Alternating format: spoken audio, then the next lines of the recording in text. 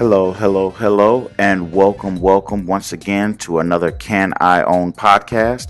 I am your host, Art Veal, and today we're going to be discussing, are you financially ready to buy a house? At Can I Own, we deal with a lot of families that want to own a house, but they are not sure that they are financially ready to own a house. And the two are very different. Most people, as you mature and get older, you want to own a place and be stable and have a place to call home, some place for your kids to grow up and a community for them to grow up in. And some people honestly desire to own a home and stay in a community. Others want a home because they don't have really good reasons. They have things like their parents had a home, so they feel they should just get one. It just seems like the right thing to do, or my friends are getting homes. And I've heard a lot of those different reasonings. But usually that is not a good reason to buy a home. Buying a home is a huge financial step. I'm sure I don't have to tell you, but you just need to make sure your reasoning is right. So over the years, what I developed was a set of questions that I ask families, and it kind of is meant to help reveal to them, not so much for me to tell them, because it's not my place to tell someone that they're ready to buy a home, but to help them kind of feel and understand, make them think about the things that are important to buying a home, and help them come to that decision on their own if they're ready to buy. So I'm going to go over those couple of questions that I have that I usually ask. The first question that I always start off with when asking, it may sound a little bit silly, but the first question I always ask is, do you have income? Now, that might seem like a silly question, because why would I not have income and try to buy a house? But a lot of people do. They don't have their own income, and they try to, they want to own a house, and they really aren't financially savvy, so they, aren't sure. So ask yourself, do you have income? Now, is it employment income? Is it a contract income where you have income from contracts? Or is it a fixed income? Maybe you're on some kind of pension, or a retirement fixed income, or you get a set check every month.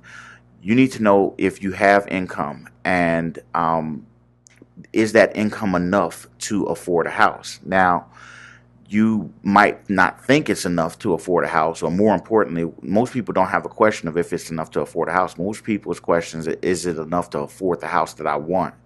And I'll get to that in a second. But based on if you have income, that's the first thing that can give you an idea of if you're ready to own a house. So that question is a little bit simple, but that leads into this next question. Okay, so you have income. Well, can you afford rent? A lot of people are coming from a place where they stayed with their parents, or they they had housing that did not require them to make payments, or they are coming from a place where their payment on the place that they were renting was significantly less than what regular rent in their area would be, and they didn't have to pay regular rent. They had, some kind of a situation where they didn't have to pay rent. So you have to ask yourself, looking at the rents in the area, in the area you want to live in, can you afford those rents? Can you afford to pay rent there? You don't have to pay the top dollar rent. I'm not saying you have to go for a, $3,000 a month loft, but you do have to be able to afford some rent in the area. So if you can look for the smallest place in the area, if you see a 2-bedroom or 1-bedroom or a studio apartment, and the rent for you find a couple of them in the area that you might want to live in, and you can afford the rent there, you feel that you can reasonably afford it, then there's a good chance that you can afford to pay the mortgage payment on a house in that area, because oftentimes rents are higher than mortgage payments in areas. So that's the second thing you want to look at. The next thing you want to look at is, do you have credit? Now, let me put a caveat with that. Credit is not required to buy a house. And in the traditional sense, typically, yes, you do have to have credit. But there are all kinds of ways that I've bought houses, that I've helped families buy houses that do not require credit. and they don't require very much savings also, and they can still buy a house. But if you have credit, if you have some credit history, it will make the home buying process much easier.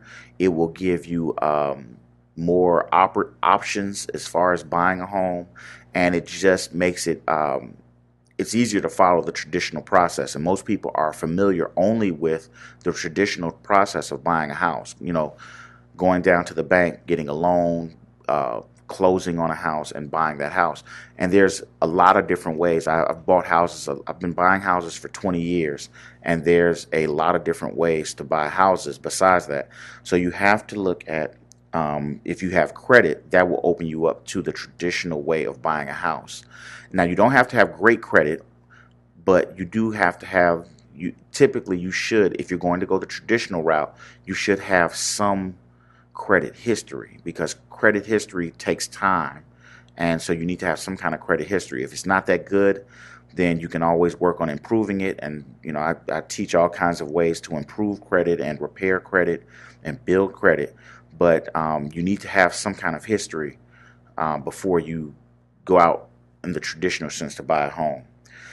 So assuming you have some kind of credit history, you can afford to rent, and you have some income, the next question you need to ask is kind of a two-step question. Do you have money? Do you have savings? Do you have money saved up?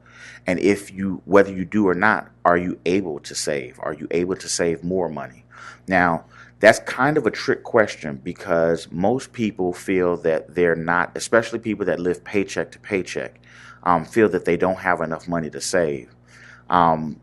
I can almost guarantee you, if you live paycheck to paycheck, if you're able to get up in the morning, make breakfast, go out to work the day, and then come home, more than likely you are able to save. It may not seem like you have enough, but in the product that we have, the Bulletproof Budget, we go over a lot of different ways to show you how to save without thinking about it. And most people don't realize they can save literally on autopilot, and they don't have to put much effort into it, and they can become savers and save quite a bit of money. So you have to ask yourself, are you able to save, and do you have any savings? Again, this is not always a requirement to buy a house, but if you're going the traditional route of buying a house, and when I say traditional, like I said, I mean going to the bank and getting a loan. If you're going that traditional route, then you do need to have some kind of savings, and have the ability to save, because while you're looking for the house, you can be building up your savings, which puts you in a better position.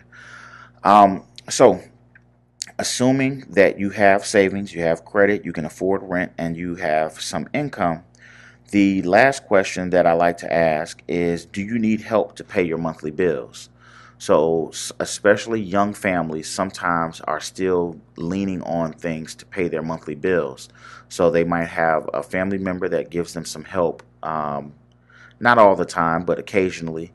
They might have some government subsidization, where they get help from the government, which doesn't necessarily mean you can't buy a home, but you need to know what's in your actual budget, and know what you're actually spending.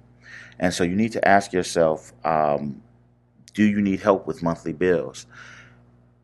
Again, that's not going to disqualify you from buying a house, but it is going to make you think. That kind of gives, when we ask those questions with Can I Own, those questions give us an idea of if you're ready to buy a house now, in the next 30 to 60 days, and you just need a little bit of tweaking, or if you don't answer these questions well, is it going to take a little bit more time to get you in a position to buy a house because you have more stuff to do and you have some work to do.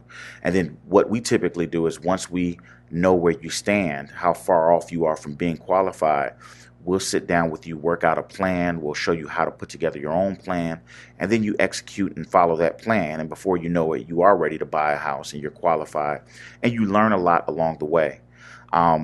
Speaking to that, I do want to say that all the techniques that we teach in Can I Own and that I talk about on the podcast, they're all geared toward buying a house and getting in position to be able to qualify for a house. But these are techniques that will help you grow financially, whether you're buying a house or whether you're just trying to become better at budgeting, if you're trying to make sure you can save more, if you're trying to make sure you can do a better job of taking care of your family, all of these techniques that I talk about in the podcast, that I talk about in the CanIOwn products, can be used to help you become stronger financially. I personally have a degree in finance. I have with a specialization in real estate. I've worked in real estate, like I said, for over 20 years, helping families qualify and buy homes. And I personally went through this whole process when I first started out and wanted to buy a home for my wife and my newborn child. And I went through this process. And so I've been on the side of consultant, helping people reach their dream of home ownership. And at the same time, I've been on the side of going through the process and feeling like the hoops that the lender requires you to jump through are never ending, and just the frustration of how long is this going to take, and why am I not ready yet, and what's going on. I know both sides. So I know your pain, and I know that there's a light at the end of the tunnel. And, I hope with this podcast and with the other products that we offer and everything that we're able to help you reach your goal. So when you're looking at, are you financially ready? Start with these questions and ask yourself, and take a good long look at where you stand. A lot of times when you go to a lender to get a loan, they don't really ask you if you're getting a home for the right reason or care, what your plans are, where you're at. They just care that they want to know that you qualify right now. If you don't qualify right now, then they kind of tell you, go work at it and call me back.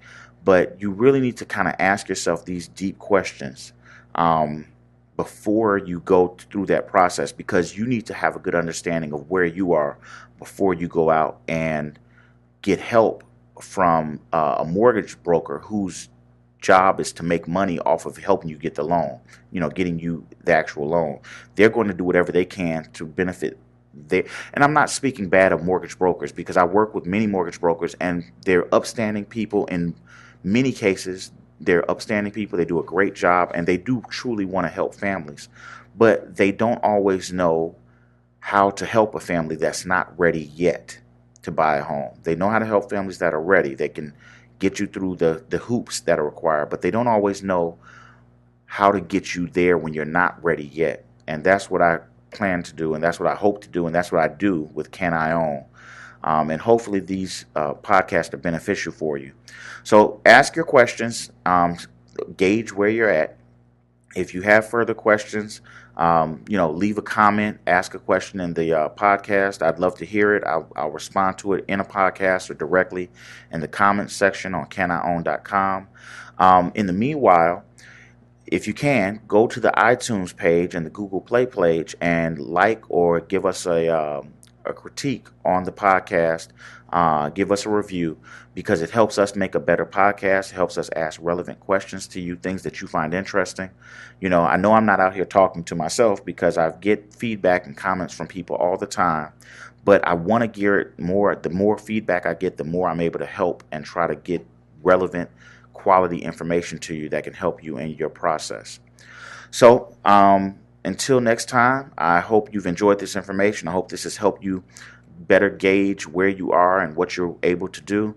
And I hope to see you next time on the next podcast, or talk to you next time. Look forward to hearing from you. Leave your comments in the comments section. Leave us a review on iTunes, and I will talk to you soon. Thanks a lot. Have a great one. Bye.